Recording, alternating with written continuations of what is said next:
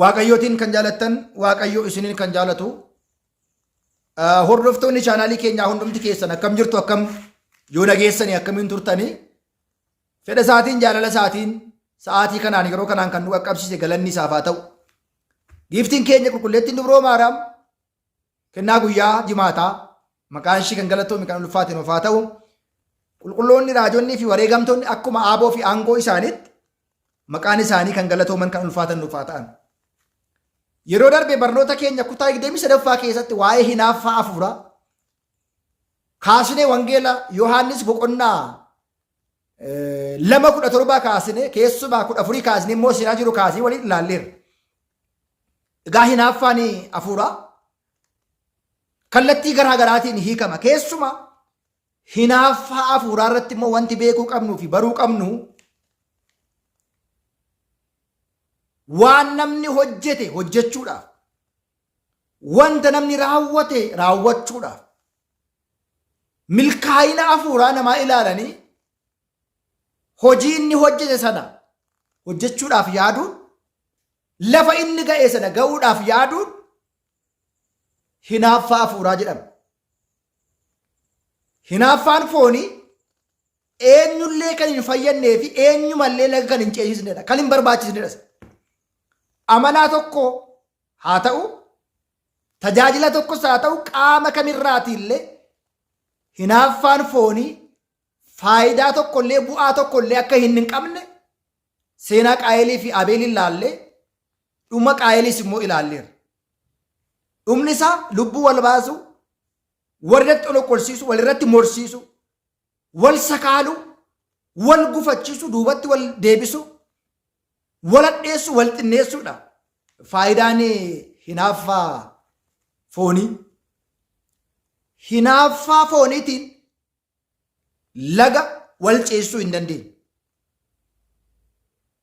Hinaaffaa hafuuraatiin garuu lagas wal ceesisnaa waan hamaarraas wal deebisa. Hinaaffaa fooniitiin ittuu hammeenya wal irratti yaadnee wal balleessuun irratti gaarummaatti wal deebisuu, wal gorsuu fi wal qajeelchuun hinaaffaa foonii keessa hin jiru. Hinaaffaa hafuuraa keessa gaafa dhufnu garuu yeroo inni faarfatu ilaallee isa inni faarfatu sanatti dhibaa'uu otoo hin ta'in, jibbuu otoo hin ta'in, abaluu akka inni itti faarfatu ilaali. Waaqa nama kana sagalee isaa qaree fi beekumsa ida'ee fi akka inni tajaajilu, akka inni beekamtii argatu godhe. Yaa Waaqayyo, anis akka mana kee keessa tajaajilu, akka mana kee keessa deddeebi'u, akkuma warreen kaanii, akkuma amantoota warra kaanii akkan si tajaajilu na taasisi jennee Waaqayyoon kadhachuun, namni gaafa inni soomu laallee soomuun, namni gaafa inni adii uffatee mana kiristaanaa deemu adii uffannee mana kiristaanaa deemuun, namni gaafa sagadu laallee sagaduun, namni gaafa inni aarsaa kurnee kennu laallee kennuun, aarsaa dhiyeessuun, tajaajiluun tajaajilamuun, namni gaafa inni koree yaa'ii mana kiristaanaa ta'e tajaajilu laallee tajaajiluun, walumaa gara jijjiirama amalaa inni jireenya hawaasummaa, jireenya hafuura hawaasaa keessatti fide sana laallee akkasaa badiirraa deebi'uun qaba, gaabbii galuun qaba, amanaa cimaa ta'uun qaba, nama mana waaqayyoo deddeebi'u ta'uun qaba, nama seera waaqayyoo kabaju ta'uu qaba, nama yeroo hundumaa wangeela kiristoosiin lallabuuf dhaggeeffatu ta'uun qaba jennee obboleessa keenya isa gaarii hojjete, isa gaarii argate, isa soome, isa sagade, isa tajaajilu, isa faarfatu, isa qaddasu, isa hojii garaa garaa hafuuraa keessatti deddeebi'ee hojii hafuuraa hojjetu laallee hinaafnee ammas maa kana godhaa otoo hin ta'in anis akkasaa akka hin ta'u na taasisii jennee Waaqayyoon sadarkaa kana kabaja kanaatiin akka nu ga'u laallee hinaafuun hinaaffaa hafuuraa jedhama. Kanaaf gaa hinaaffaan mana keenya nyaate akkuma jedhe qulqullichi Yohaannis mana isaa keessatti kan hinaafnu hinaaffaa hafuuraa jedhama. Obboleessi koo gaafa badu maaliif bada obboleessi koo? Obboleettiin koo gaafa baddu maaliif baddu obboleessi koo? Obboleessi koo gaafa inni fannoo isaa kutu maaliif obboleessi koo fannoo isaa kuta? amantoonni gaafa isaan mana kiristaanaa bahanii deeman tajaajilli gaafa dhabu maaliif? Lubni sirna qulqulleessa seeraan gaggeessu gaafa dhiisu maaliif jennee yaaduun hinaaffaa hafuuraa jedhama jechaadha. Qulqullichi Phaawulos akkas jedha. Roomee boqonnaa 1:29 gubbaa irratti yaada jiruun isiniitii kaa'a. Roomee 1:29 irratti ergaa gara warra qulqullicha gara uummata Roomeetti kan ergame ergaa qulqullicha Phaawulos daba hunduma waan badaa hunduma hawwuun hammeenya isaanitti guute. Yakka raawwachuu, hammeenya raawwachuu, daba raawwachuu isaan keessa guute. Hinaaffaa, lubbuu baasu, ajjeesu, mormii, daba, waan hamaa amala kanaatiin kan guutame warreen gugunguban jedheetu qulqullichi Phaawulos asirratti kaa'ee jira. Kanneen kun hundi isaaniiyyuu hinaaffaa foonii jedhamu. Dabni, wanti gaarii hin taane, wanta hin malle, hawwuun, hammeenyi, hinaaffaan, lubbuu ajjeesuun, mormiin, dabni, amala hin taaneen kan guutan warra gunguman milkaa'ina namaa ilaalanii, guddina namaa ilaalanii, warreen gunguman, warreen kana kitaabni qulqulluu ni balaaleffata jecha. Deebisee ammas kanaatiif egaa amaloota hinaaffaa foonii keessaa isaan kun warra beekaman. Ammas qulqullichi Phaawulos ergaa isaa Roomee boqonnaa 13 gubbaa irratti guyyaatiin akka ta'utti seeraatiin heeraatiin haa deddeebinu, sirbaan machiin hin ta'in, sagaagalaatiin wal fuudhuun heerumuun hin ta'in, mormii fi hinaaffaan hin ta'in jedha. Tajaajilli keenya kanaan ta'uu qaba. Seeraan deddeebi'u,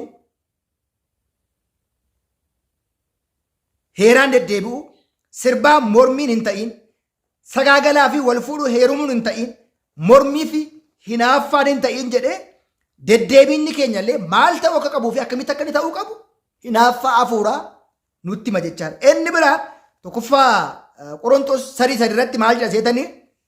Egaa foon isin warra fooniiti. Hanga ammaatti ammallee hin dandeessan. Hinaaffaa mormii waan isin irratti argamuudhaaf nama foonii waan taataniidhaaf miti jedha. Akka barmaata namaatti hin deddeebi'inaa. Hin deddeebitanii akka barmaata namaatti. Warra barmaanni namaa maalidha? Mormiidha, falmiidha, hinaaffaadha.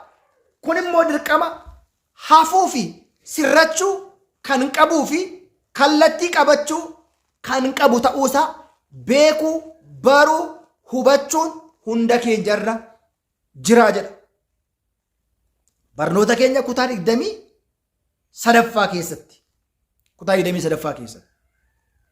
Amma tokko warra hinaafuutiifis, warra hin hinaafneefis, warra hinaaffaa fooniin gubataniifis, warra hinaaffaa hafuuraatiin gubataniifis.